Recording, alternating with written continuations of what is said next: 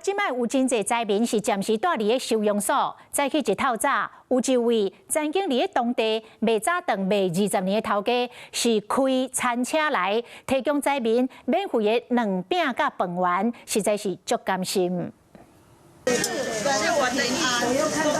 小小的软饼煎甲真香，装入纸袋遐送予当地民众。这是花莲的大建国小。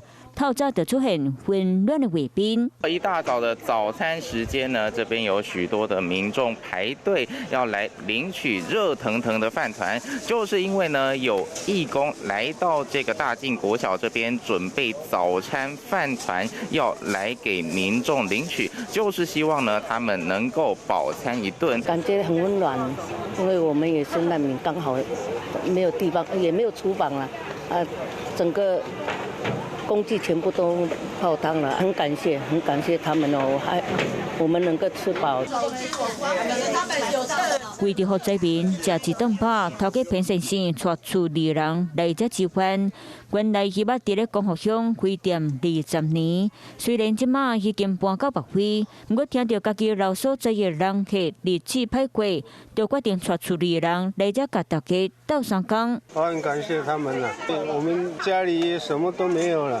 瓦斯什么都被泥土埋起来了。前面有那个在熟食区在煮饭，有一厨他们在帮忙。那我们就赶快拿去给他们煮。对，大家这一条就是。另外一边，有查某人家己因兜嘛是受灾户，不过嘛是提一大袋的金杯要予收容所，不过收容所无法度处，工作人员就只好请人提去到指挥中心。我们自己一个人也没水，也没办法煮啊。我们中午都是来这边拿便当。对啊，所以也能够做多少就做多少，因为大家都在上菜，我们还要去。查某人笑笑讲一句，大家拢是受灾户，感受到心内无奈。恶水无情，不过人民有情。真侪人付钱出钱，付力出力，拢想要斗相共中建。冇真侪民众讲，虽然工园舞甲乱糟糟，不过看到大家互相帮助，互灾民拢感觉真感动。